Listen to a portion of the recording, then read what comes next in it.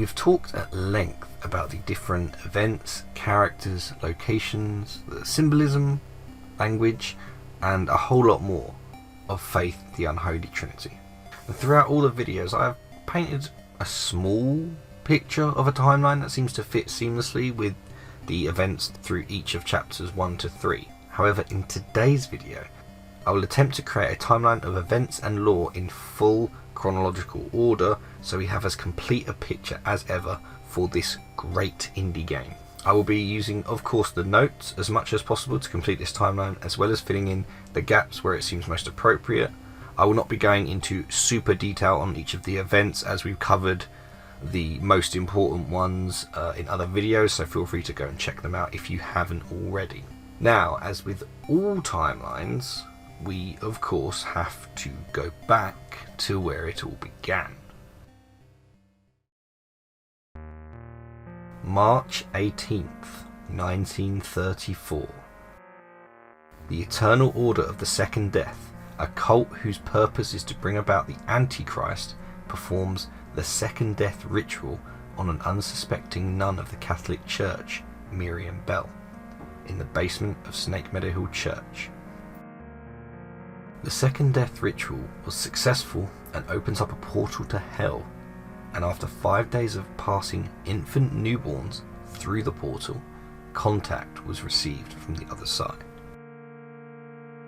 23rd of March 1934.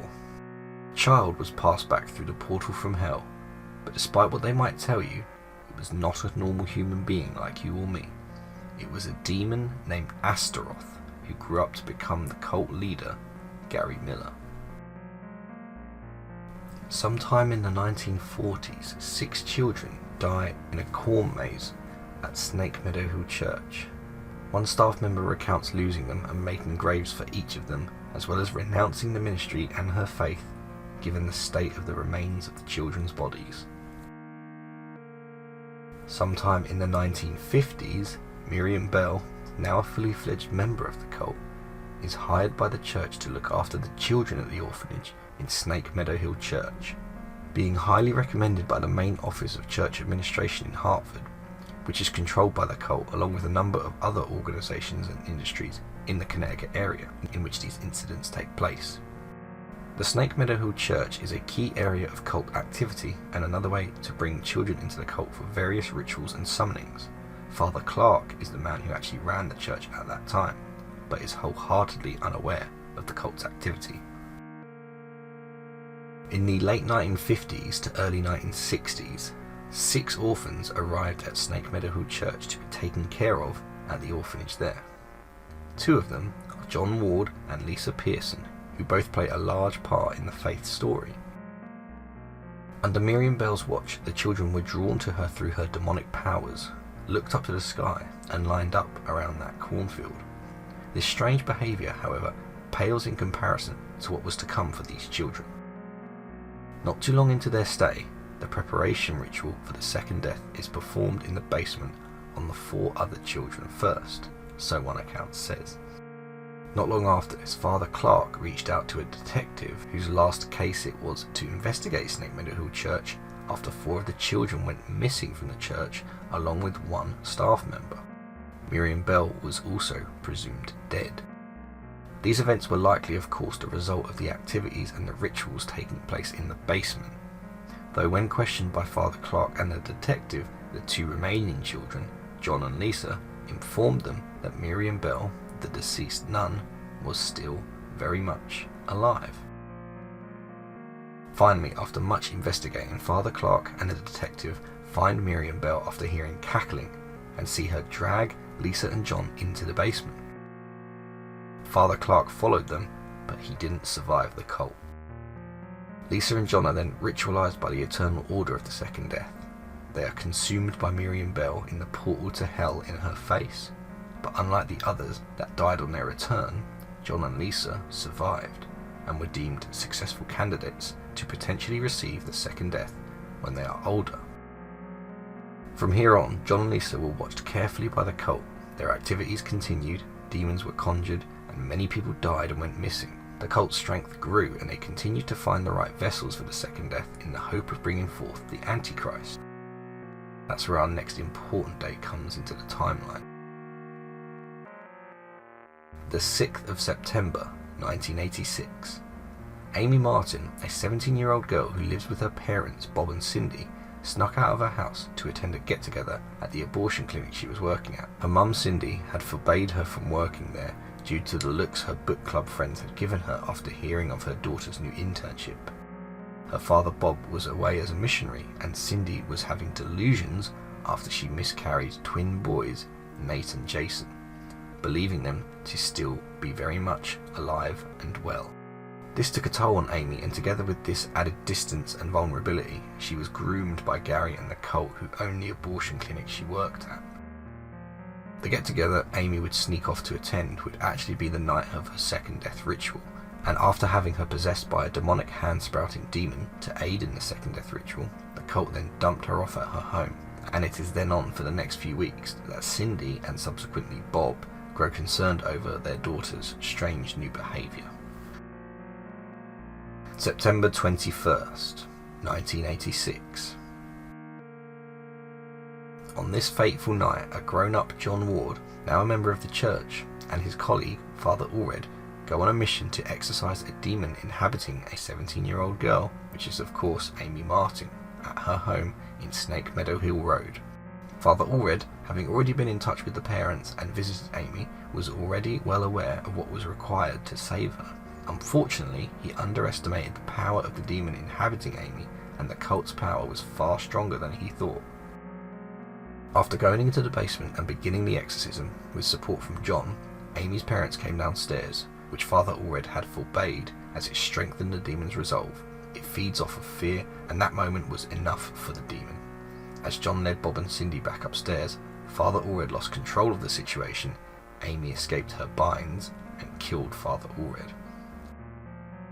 John returned to the basement, seeing Father Allred's dead body shaped like an upside-down crucifix, blood pouring from his eyes, and Amy was missing. John made his way to the attic and found Amy, trying to finish what Father Allred had started. Unfortunately, John naively opened dialogue with the demon. It referenced John's deceased mother, spoke fluent Latin, and then knocked John unconscious briefly. He later awoke and continued to search for Amy again, but in doing so, also found the deceased bodies of her parents, Bob and Cindy, who were strangled to death with their own intestines. He returned to the basement to see Amy manipulating Father Allred. It's going to be alright, Father Allred. It's going to be alright, Father Allred. Stop.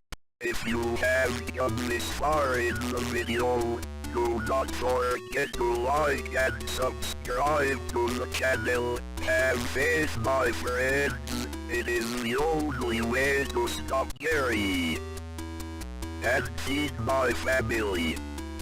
Anyways, have a great day. This all became too much for John, who pleaded with God to aid him in that moment, to give him support, guidance, anything, but nobody came. Something else did. An entity in white offers John the salvation of escape, but at the expense of Amy.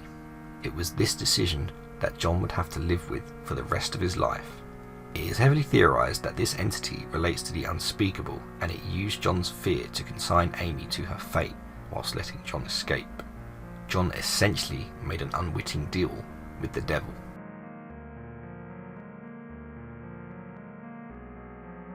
September 23rd, 1986. John and Amy were admitted to Yale Psychiatric Institute after initially being arrested when police arrived at the Martin home. Amy is charged with the murders of her parents and Father Allred, whilst John is cleared of the charges. October 31st, 1986. John is released from Yale Psychiatric Institute, but had to fake acceptance of an incorrect series of events. In essence, that the supernatural occurrences that took place that night were all in fact in his mind, being pushed by the staff and his doctor, James Spinal, into believing that none of the events really happened, as well as using some unethical practices to make John believe this. John Ward is also denounced as a minister by the Catholic Church. June 20th, 1987. Father Garcia takes in a possessed child named Michael Davies. Assigned to him by Cardinal Gifford, Michael's parents believe that he's been afflicted with a violent demonic possession and needed help. July 4th, 1987. After 2 weeks, Michael's condition worsens, his eyes turning red, thinning hair, and has very pale skin. August 29th, 1987. Michael Davies, now even further transformed, malnourished, anemic, and with little progress on improving his situation, escapes Father Garcia's home and into the woods of Snake Meadow Hill Road after eating a resident in Father Garcia's apartment building. September 12, 1987. Amy Martin escapes Yale Psychiatric Institute in no better a state than when she arrived. September 21st, 1987. John has a vivid nightmare, which are the events of Faith Chapter 2. His guilt for what happened to Amy is further exacerbating his nightmares, making him believe that he is responsible for numerous unexplained deaths he's been reading in the newspaper. The cult have also targeted John to reinforce his mental fragility by making him explore the church he was orphaned in and where those rituals took place. After waking from that nightmare, from hearing Amy telling him to find her, he knows he has to return to the Martin house to finish what he started. After warding off Michael Davies, who is running around the woods of Snake Meadow Hill Road that night, with Father Garcia in pursuit, John makes his way to the house.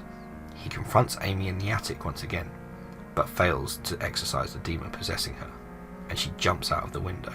She sustained severe injuries and fled through the woods, but she survived the incident. John then made his way back to his car, picking up a gun with one bullet on his way, and then was attacked by Michael Davies once again. Only this time, John shot him.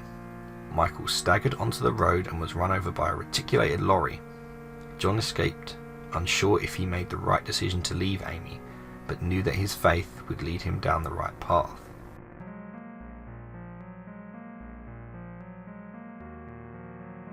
October 28th, 1987. 1 month passes after John returned to the Martin house to deal with Amy once and for all, and now with only 3 days left to the profane Sabbath, Father Garcia writes letters to John asking for his assistance in saving the 2 twin Martin boys from being used as sacrifices to summon the demon Malthus. John, under Father Garcia's instructions, visits the abortion clinic Amy used to work at that was a front for cult activity. He fights off multiple demons before breaking the first of 3 seals of the Unholy Trinity.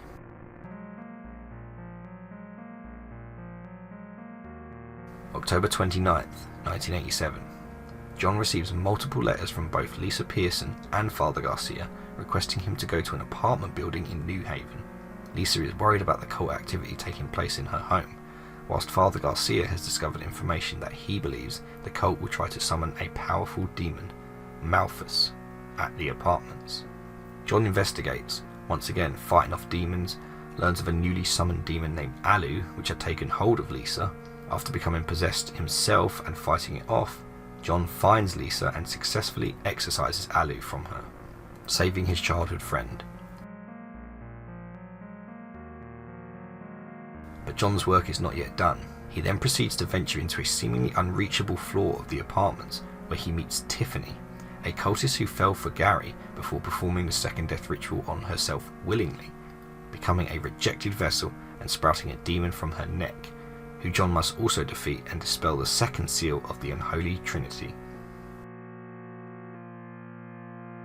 He unfortunately also finds the ritual for Malthus, which has already taken place, with a child named Timmy being used as a sacrifice. October 30th, 1987. After learning about Gary from Lisa and more letters from Father Garcia, John goes to a daycare where children are apparently exhibiting strange behaviour. He soon discovers it to be the cult's main lair. Whilst looking for the twins and subsequently Gary, John is injected by Gary with some strange substance, knocking him out. John then proceeds to have visions of some unknown events, as well as some forgotten memories of the past. This was another part of the preparation for the ritual of the second death, which according to Gary himself helps the body and mind deal with the entity of the unspeakable. This was another option for the cult, as John could potentially be a viable vessel after he exorcised Amy to the brink of death back in September. October 31st, 1987. John wakes up a day later, the night of the profane Sabbath, the night that the unspeakable was due to be summoned by Gary and the order of the second death.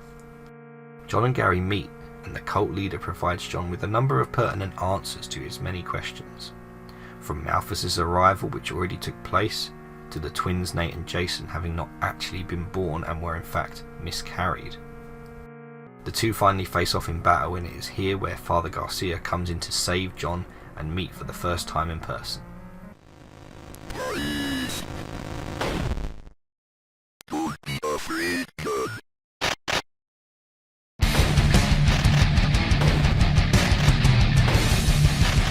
With John having dispelled the unholy trinity from each cult location, he can now enter the Crucible, a place where those are judged by God based on their actions.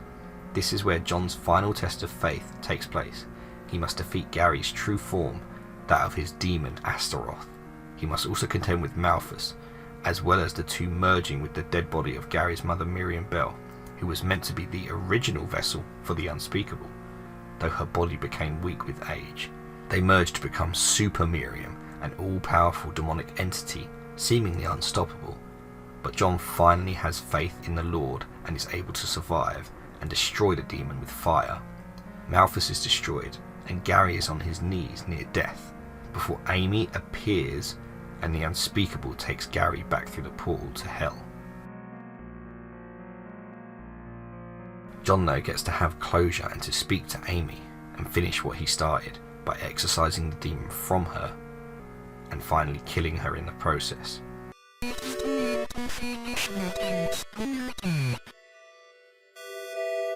In nomine Patri et Filii et Spiritus Sancti.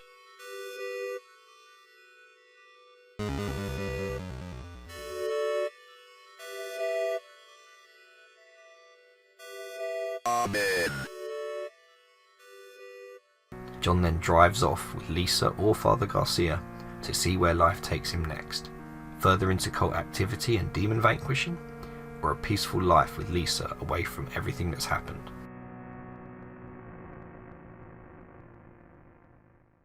And that is as much as we know about Faith the Unholy Trinity. There you have it, guys. I hope I didn't go into too much detail on some of those dates, because there's a lot that happens on certain dates, as we know, so it's kind of hard to not get into. In any case, there we have it. The complete faith timeline is done. The law is defeated, like so many low-level demons of Gary's cult. Is the faith law done on the channel, however?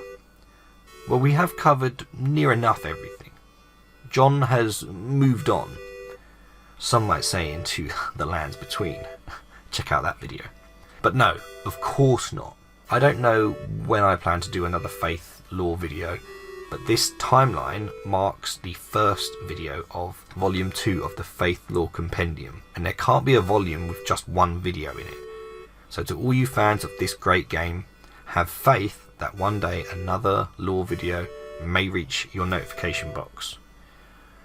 If you are new here, please check out some of my other videos, drop a subscribe, hit the notification bell, and don't forget to like the video if you did. Thank you so much for all your support on the channel and these faith videos, and I hope you check out some of my other theory content as well.